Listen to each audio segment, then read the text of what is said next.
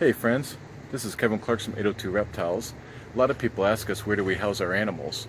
I thought we'd invite you into the reptile room to show you how a rack system works and talk about the pros and cons of using a rack system versus an aquarium to hold all of your reptiles. So let's head on inside and check them out.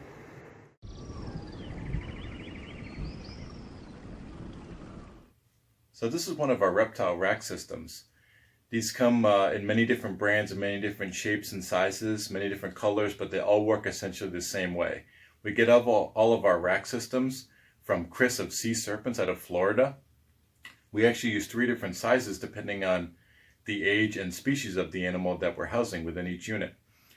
The 3 different sizes are hatchling size, subadult, which is the one we're looking at right now, and we'll go into more detail in a minute, as well as adult rack systems that we'll use to house our adult female ball pythons, as well as some of our boa constrictors, again, depending on their age and the species and their size. One thing that I particularly like about Sea Serpents racks that I really wanted to mention in this video is they eliminate a lot of headaches. These come fully assembled and with everything you need except for the thermostat, which I'll mention in a minute. What I mean by fully assembled is, as you see, this is how it arrived in the mail. In the FedEx box. I'll show you the contents of each one of these and talk about the idea behind it. Each one of these units is a 28 quart Sterilite tub. Again, these come with the rack systems, but if you ever need to replace these, you can get these at Walmart or Target. Pretty space efficient. Again, this is the alternative to having a snake in an aquarium.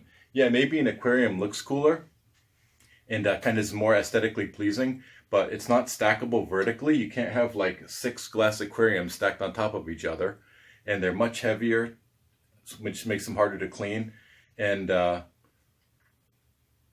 just much more challenging to deal with. I used to have aquariums. They're certainly cool looking, but a lot more upkeep. And when now there's 15, 30 snakes, you want to become very efficient with your time in tasks that are repeatable. Anyways, each one of these units right here houses the animal. This is our female Super Pastel. I don't know if I just mentioned that, but she's doing really well. She's coming out to say hi. I also choose to give each one of these animals a hiding spot. Perhaps some of them don't need it, but I like to give them security. These are shy animals, believe it or not, that want to feel safe and secure, and this dark hiding spot helps them feel secure. They can choose to use it or not use it depending on their preference. Also equally important is a water bowl. You can use something as fancy as this glass kind of cat or dog water bowl. However, these are more expensive than what I'm about to show you, and these are much more fragile, and just invariably and inevitably you're going to drop this. So to prevent that, what we use instead is actually different kinds of water bowls. This one right here is a 4-inch PVC coupler that we got at Lowe's. That kind of serves as the frame to hold the water cup itself. These can't be tipped over, which are super nice. They also hold a lot of water, and they're pretty inexpensive. I think each one of these is like $2. I'll put a link in the description below.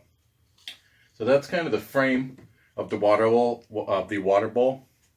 But right here is the what holds the water itself. This is a 16-ounce deli cup that we get from a company called papermart.com. You can get these at any other kind of restaurant supply chain website.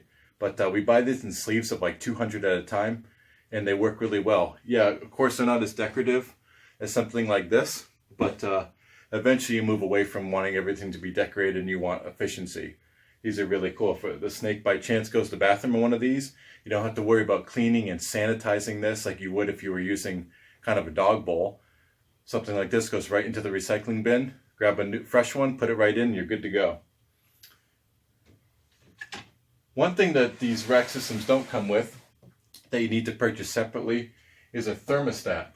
There's heat output on the back end of this cage. Each one of them has, on each tier here, there's 3-inch flex watt recess heat tape in the back that keeps the warm spot of the cage at about 90 degrees. The cool spot, which is the front of the cage, doesn't have any direct belly heat. It's the same temperature, whatever the ambient temperature inside of this room is, maybe about 75 or 80. You can't just plug these thermostats directly into the wall because without them the heat being regulated by the thermostat, you could actually burn your snakes. We've never had that incident, but we haven't taken a chance either. These are all plugged into a thermostat. You adjust the temperature up and down, and then you actually take a temp gun to check on every few days or maybe once a week on just what the temperature is if you just want to be sure that everything's right. I couldn't be any happier with these rack systems. I think eventually I'm probably going to maybe upgrade to Freedom Breeder stainless steel rack systems, which work essentially the same way. The only difference is these are sitting on a table right now, so I'm not able to use the space below the table to house the racks like I will be with the Freedom Breeders that are actually with kind of caster wheels on the bottom, so I could have them very space efficient all the way from the bottom to the top.